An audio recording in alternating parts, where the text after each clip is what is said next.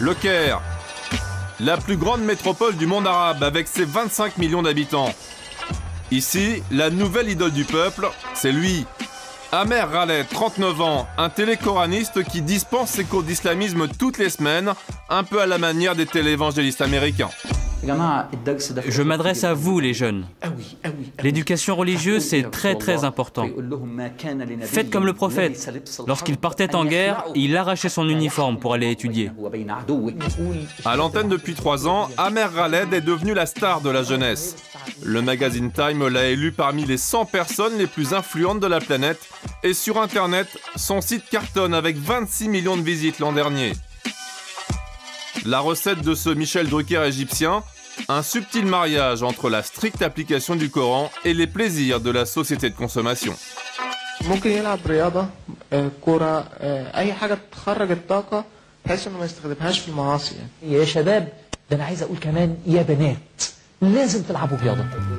Après le show, le télé-religieux reçoit dans son bureau de businessman.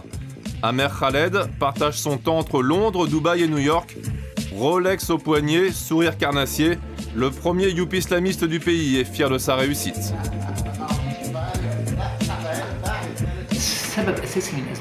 La raison de mon succès, c'est que je n'ai jamais opposé la pratique de la foi au plaisir de la vie moderne.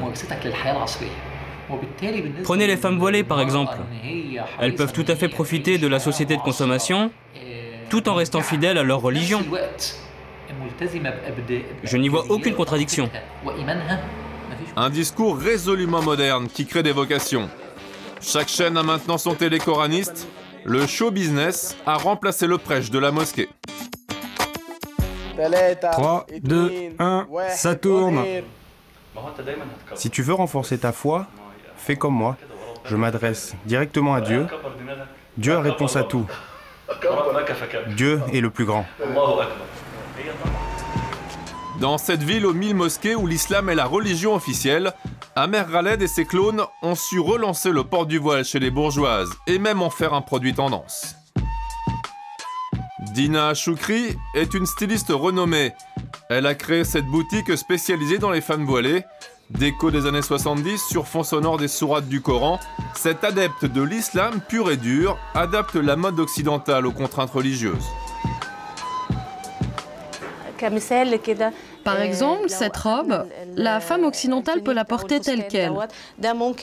Moi, j'y ai rajouté une chemise en dessous et il faut la mettre avec un pantalon. Résultat, le vêtement reste moderne et toujours conforme aux traditions islamiques. Dina Choukri s'est convertie au port du voile il y a 3 ans, sous l'influence du télécoraniste Amer Khaled. Quand j'ai regardé son émission, j'ai compris que le voile n'allait pas m'enfermer, mais plutôt m'aider à me libérer et à me faire progresser dans la vie. Désormais, quand on s'adresse à moi, on s'adresse à ma personnalité et non plus à mon corps. Au Caire, cette déferlante de modernité agit comme un masque au service de l'intégrisme. Chez les frères musulmans, les militants religieux les plus radicaux d'Égypte, on se frotte les mains devant cette islamisation de la société version paillette.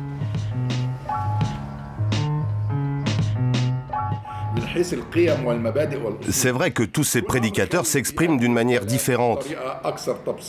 Ils utilisent un langage de la rue pour être plus proche des gens, pour faire plus moderne.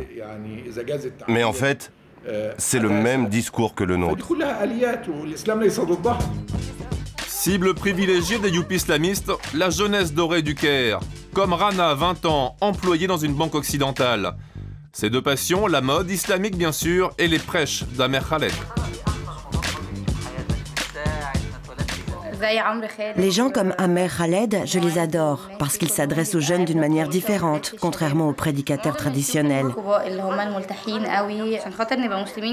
Vous savez, on aime vivre aussi. Les musulmans ne doivent pas seulement jeûner et prier, il faut qu'ils gagnent de l'argent et qu'ils réussissent dans la vie. Début de soirée pour Rana et ses amis. Direction le centre commercial. Un temple de la consommation qui a su s'adapter au nouveau goût des musulmanes, fashion victimes. Dans cette boutique de luxe, on vend des foulards islamiques, siglés Dior, Gucci ou Chanel, à 50 € pièce. C'est la moitié du salaire moyen d'un Égyptien. Ajuste-le. C'est joli? Oui, très joli. J'aime bien les voiles et les vêtements de marque. Il n'y a aucun problème à être pratiquante et à la mode. Le voile n'est pas opposé à la mode, au contraire. Il y a juste la peau et les formes à cacher. Sur le port du voile, les télécoranistes ont gagné. Le foulard est devenu branché. Mais les religieux ne s'arrêtent pas là. Ils investissent tous les secteurs d'une société longtemps considérée comme la plus ouverte du monde arabe.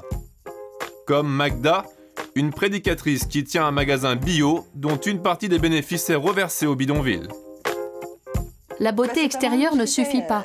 Il faut se sentir bien à l'intérieur. Le prophète préconise de faire attention à ce que l'on mange. En parfaite bobo islamo, elle organise pour une clientèle de femmes riches des cours de yoga religieusement corrects baptisés séances de pensée positive.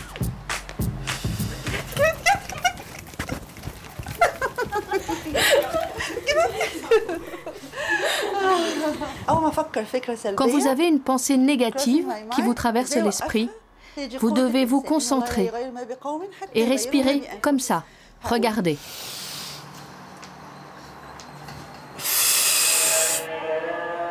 Et c'est de retour dans sa mosquée que la prof de yoga tombe le voile. Malgré son vernis moderniste, Magda, l'érudite qui parle 3 langues étrangères, vante les vertus de l'islam traditionnel. L'islam est tout à fait compatible avec le modernisme, avec la science. Et la façon dont on est habillé n'a rien à voir avec je suis pure à l'intérieur, je suis respectée pour les hommes. Ils n'ont pas à chercher à mon corps, les formes de mon corps. Et je ne suis pas là pour séduire les hommes. Et c'est qu'ainsi la femme musulmane doit être formée l'image même du musulman correct qui vit pour Allah. La montée en puissance des télécoranistes inquiète les gardiens de l'islam officiel. Question de concurrence bien sûr, mais surtout d'influence. À l'université d'Al-Azhar, où sont formés la plupart des imams, on redoute les dérives de ces businessmen de la religion.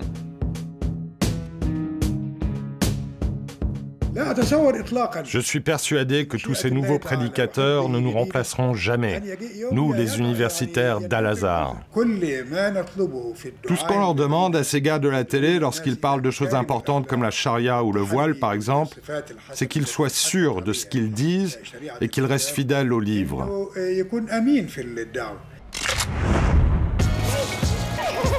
Loin de l'image d'un islam rétrograde, la jeunesse branchée du Caire a déjà choisi son camp. Ce sera le Coran et la télé, le foulard et la frime.